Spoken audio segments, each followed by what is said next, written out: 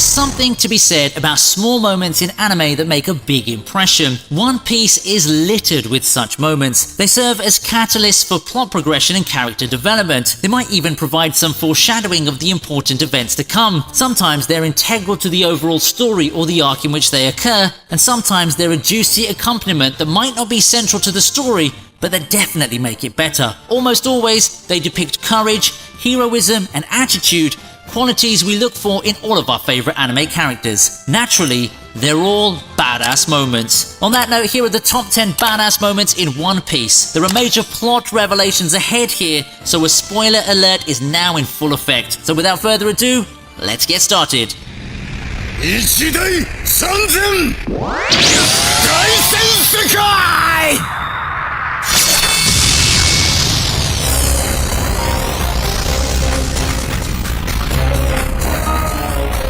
At number 10, we have the moment when Zoro cuts Pika in half. The shape-shifting enemy that can turn an entire country into a part of his body gives the Straw Hats immeasurable trouble in the Dressrosa arc. They might laugh at his squeaky voice, but they know better than to make light of one of the top 3 officers of the Don Quixote family. So, to see Zoro, who spent a lot of his time in Dressrosa wandering off and getting lost, cut the stone monster in half is immensely satisfying. He then proceeds to slice and dice Pika, forcing him to reveal himself in his true form. Pika's defeat is proof of Zoro's growing strength and skill. It takes him that much closer to his goal of becoming the world's greatest swordsman. His belief that there's nothing he can't cut makes this one of those moments you can't help but cheer loudly for.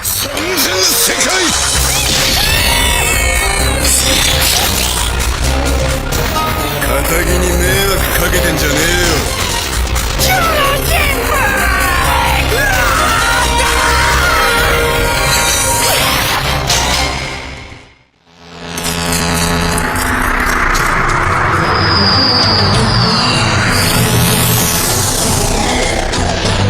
Next up is a Haki-fied Luffy knocking out 50,000 fishmen in the Fishmen Island arc. When Hody Jones boasts that Luffy and his crew number just 10, whereas he has 100,000 men at his disposal, even some of the Straw Hats are overwhelmed by the threat. Luffy reduces that threat by half in an instant. Talk about evening the odds, hey? It's a proud moment for the Straw Hats who realize their captain has mastered Conqueror's Haki. For fans, it's the payoff we get to see after the 2 years Luffy spent training with Rayleigh. What also contributes to making this moment special is the fact that One Piece uses its Haki sparingly. Unlike a lot of other anime that overexpose their power-ups, Haki's a rare commodity in One Piece, mastered by a chosen few and used only in big moments. For Luffy, the incident at Fishman Island is one of his early uses of Haki after the time skip, but remains an unforgettable memory. お前がどんなとこでどういう王になろうと勝手だけどな。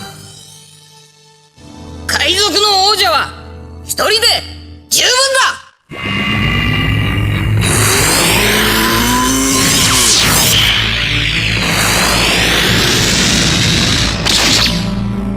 It's another one-man show at number 8 with Law cutting Punk Hazard in half. For all of his lectures to Luffy about the virtues of lying low and fighting cautiously, the captain of the Heart Pirates is known to make some big and bold moves every now and then. Challenging Doflamingo to a fight for purely personal reasons is one, plotting the fall of Kaido is another. As for his flashiest moment in battle, it's without a doubt his dismantling of Virgo and the island of Punk Hazard. Showing that he's one of the most imaginative devil fruit powers around, Law needs just one swing of his blade to cut Virgo in half, despite the latter's body being entirely armored in Haki. In the process, the facility, which produces the main ingredient for Doffy's fake devil fruits, and the mountain it's built on also get carved beyond repair.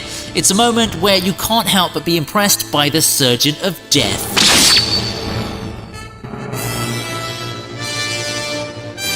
もう誰も引き返せねえ At number 7, we have a special moment from the Marineford arc, which is crowded with special moments.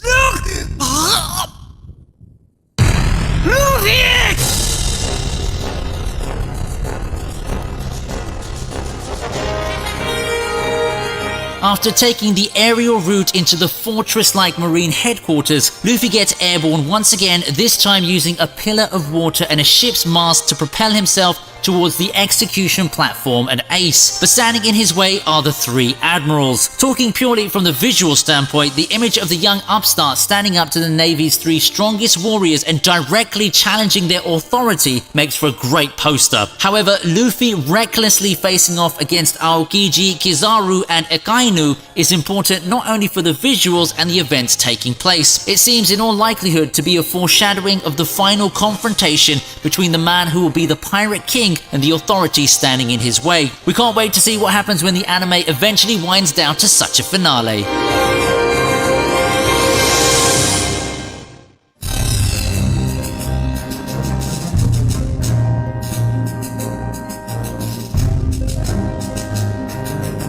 Up next is a similar scene from the Enies Lobby arc, this time with the Straw Hats challenging not the Navy, but the world government. And this time too, the reason is personal. Robin's being captured by the CP9, the world government's top secret group of assassins. Luffy and gang break into Enies Lobby, the notoriously fortified judicial island that serves as the organization's headquarters. Rarely do we see the Straw Hats stand as a single team in one frame. Most of the time they're off doing their own thing, but here, seeing them all together on the roof of the courthouse and standing shoulder to shoulder as they challenge the CP9 and its leader Spandam, it's impossible not to feel a rush of excitement. The detestable Spandam points to the futility of their challenge, bragging that the small crew's no match for the government's might. In response, Luffy has Sogeking shoot a flaming arrow at the government flag. It's a declaration of war that shows Luffy has no problem picking a fight with someone bigger and stronger than him.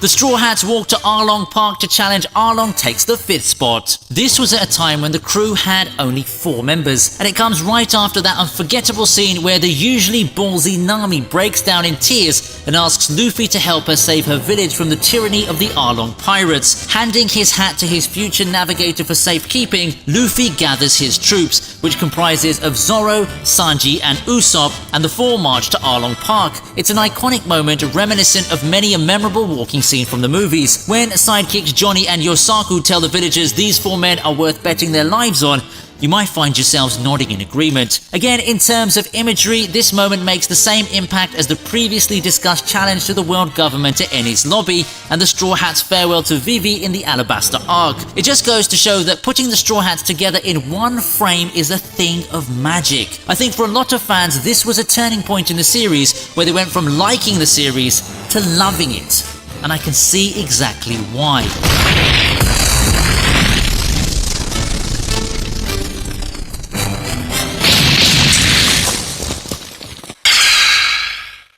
Aaron ってのはドイツだ。食えはない。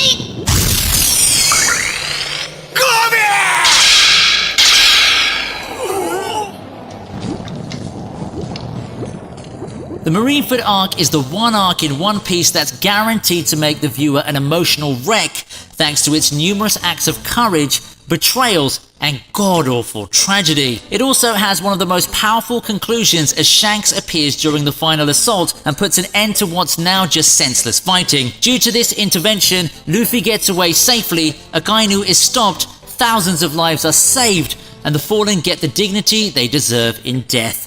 It's a moment that reveals the true strength of this Yonko, who's remained a mystery to us all these years despite being a central figure in Luffy's life. That Fleet Admiral Sengoku is willing to listen to him, an adversary and a pirate, raises our expectations for what Shanks is capable of in the future. This is also one of the few times we see Shanks as the powerful pirate that he is, with his ship and crew by his side. Cameo appearances don't get any more powerful than this. まだ暴れ足りない奴がいるのなら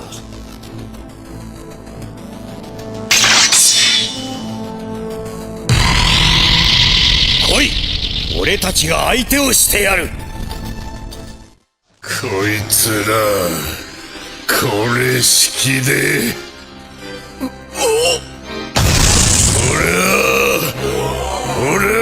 は白ひげだ Whitebeard's entrance at Marineford is anime legend by now. His death's even more epic, but there's a moment in between that really says a lot about the kind of man he is. There's no honor in ganging up on an opponent, even one as fearsome as the towering Whitebeard, yet the Marines single him out, throwing everything they've got at him. It's a good strategy, but hardly heroic. What's heroic is Whitebeard's response as he stops his crew from rushing to his aid. "I am Whitebeard," he roars, even with his body bearing hundreds of battle wounds and cannonball smoke rising from his face.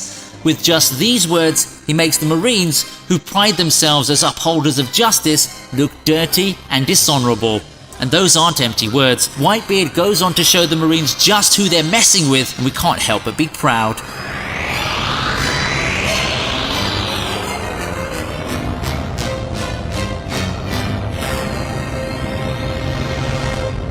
Omae, その目は何だい?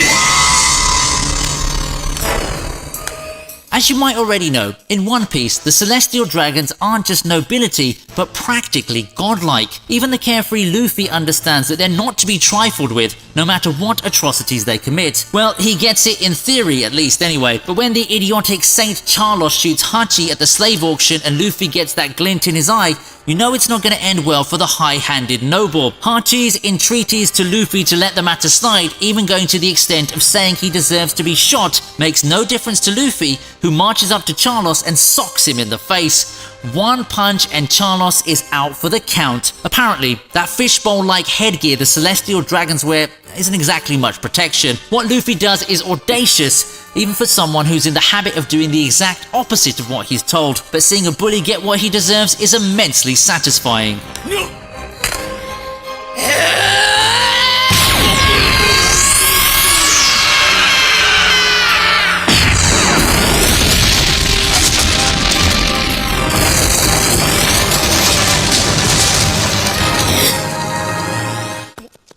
And that brings us to number 1, and it's Zoro's finest hour yet in the service of his captain. あの七部会どこに? Having realized that Luffy and the rest of the crew are too exhausted from their battle with Gecko Moria and his zombie army to have any real chance of survival against Bartholomew Kuma, Zoro makes the ultimate sacrifice. Unknown to them, the proud swordsman gets down on his knees and asks the warlord to spare Luffy and the others, offering himself up for punishment on their behalf. Due to the nature of Kuma's powers, that means taking all of Luffy's pain and fatigue into his own body. "I'll show you hell," Kuma promises, reminding Zoro that he might not survive the ordeal. Zoro does survive it somehow, and when Sanji later finds him covered in blood but still standing, he asks what happened. Nothing happened. A typical answer from a man of few words, and yet it's so telling. It's just one of the many things that make this strong and loyal pirate such a badass. The fact that Luffy doesn't know about this little incident to this day makes this moment even more special. 何もなかった.